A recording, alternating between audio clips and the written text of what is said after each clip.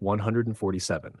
That's how many violation letters Karen sent out in 30 days. Not invoices, not reminders, threats. Every single morning, our mailbox looked like a crime scene. Bright orange envelopes, red stamps, final notice plastered everywhere like we were running an illegal operation, not living in a quiet suburban neighborhood. Day 1, trash bin was out 12 minutes late. Day 3, mailbox paint slightly faded. Day 5, curtain color non-uniform.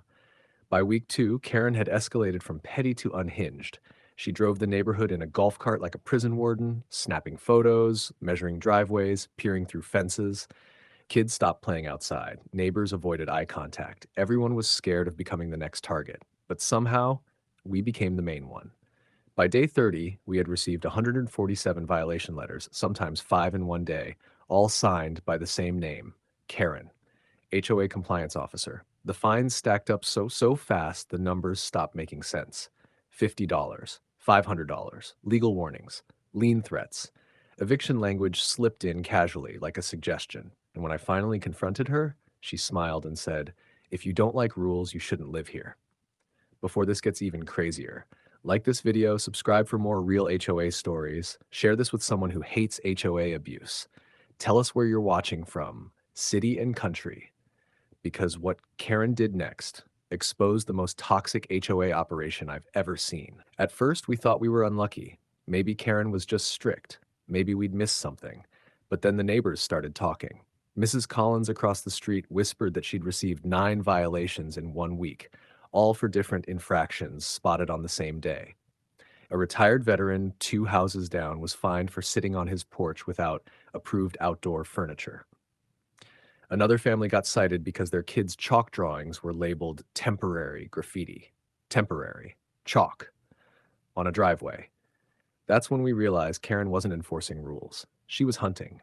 Every morning at exactly 6:30 a.m., her golf cart rolled through the neighborhood, camera clicking, clipboard flipping, measuring tape snapping open like a weapon. If your blinds were open, she'd peer in. If your garage was cracked, she photographed it.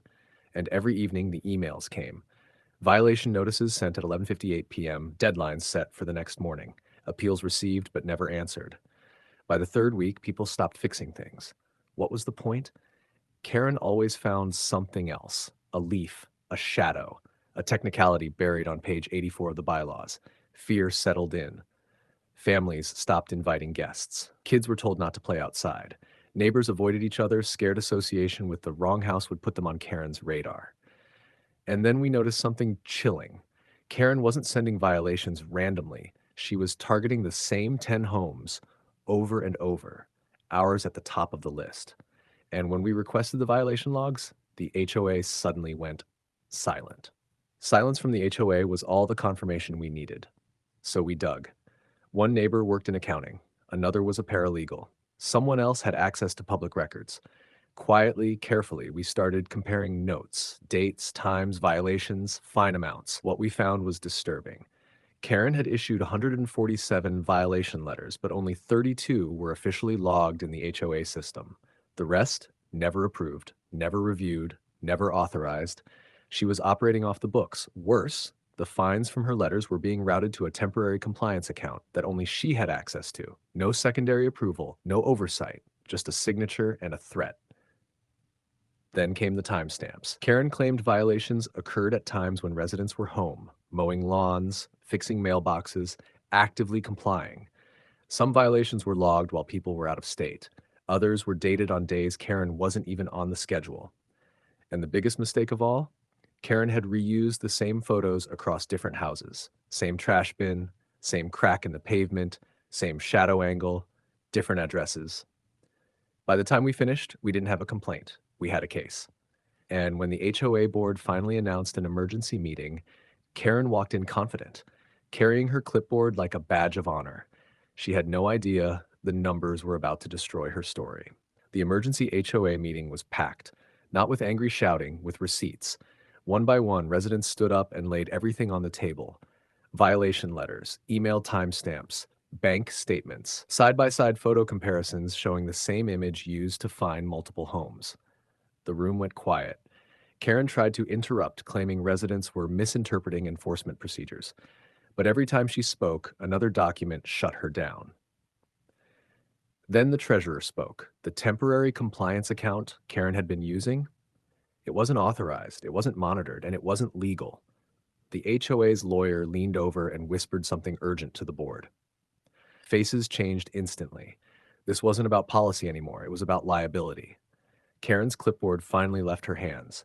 Her enforcement authority was suspended on the spot. All 147 violations were nullified, fines refunded, formal apologies drafted. By the end of the meeting, Karen didn't storm out. She slipped out the side door, quiet, avoiding eye contact. Power gone. The neighborhood changed overnight. Kids came back outside. Neighbors talked again.